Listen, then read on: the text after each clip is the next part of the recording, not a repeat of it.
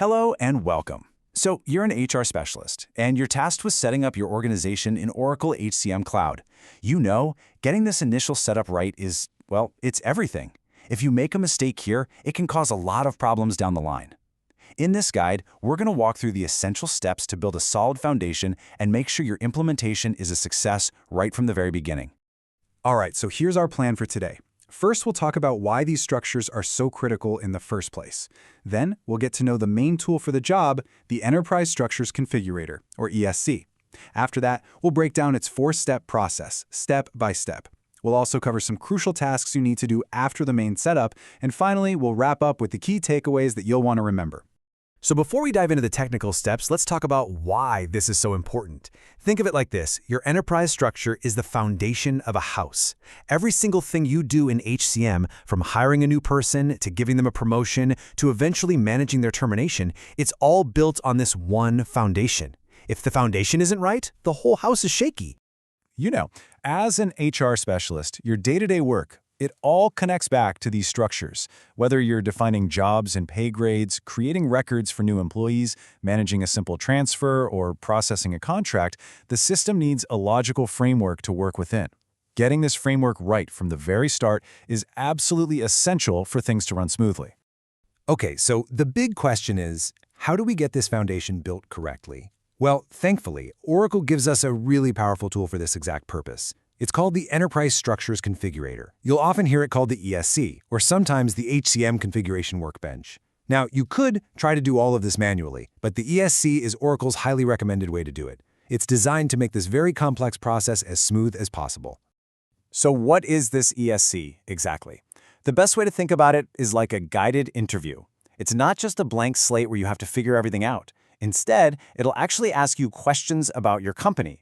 You know, things like its name, its legal structure, how you manage reporting, and then, based on your answers, it suggests the best way to set everything up.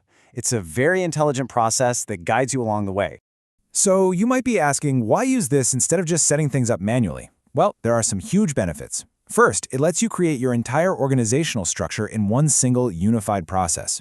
You can even build and compare a few different versions to see how they look without committing to anything. And crucially, it gives you a final chance to review everything before you load it. And maybe the best part, if something does go wrong, you can even roll the configuration back. It gives you a safety net, which is just fantastic. All right, let's get to the heart of it, the actual process. Now, this is really important. The ESC has a very specific four-step sequence. You absolutely have to follow these steps in order. If you try to skip ahead, you're just going to miss things and run into errors. So let's walk through them one by one. So, here they are, the four mandatory steps you'll go through. First, establishing the high-level enterprise structures. Second, setting up your job and position structures. Third, a crucial review step. And finally, loading the configuration. Let's break each one down.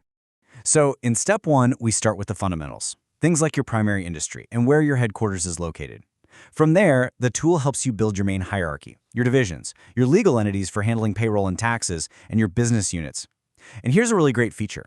Let's say you're not sure about how many legal entities you need. You can simply tell the tool which countries your divisions operate in, and it will automatically create the necessary legal entities for you. It's very helpful.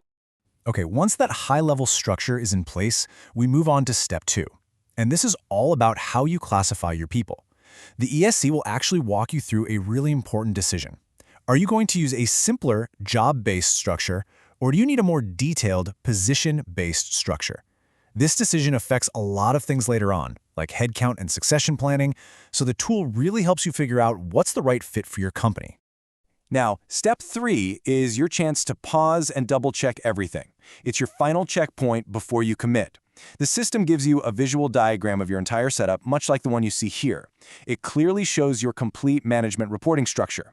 This is your opportunity to look at it and say, yes, that's exactly how our reporting should look, before you make it final.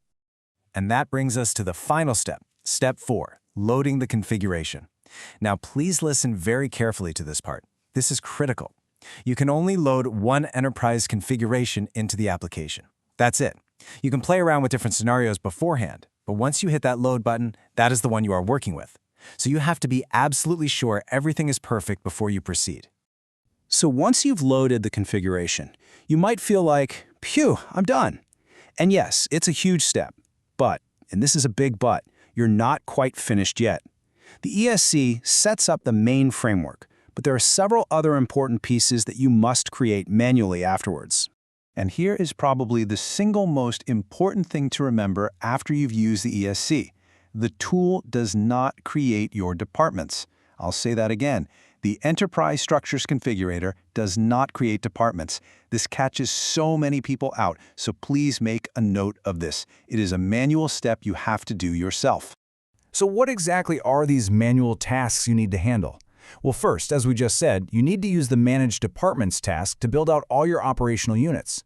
Second, you have to manually create your physical locations, like your main headquarters or your branch offices. And third, you'll need to go to Manage Enterprise HCM Information to set up system-wide defaults, like workday details and how employee numbers are generated. All right, we have gone through a lot of detail, from the big picture concepts right down to the specific tasks. So let's just take a moment to summarize the key points you really need to take away from this.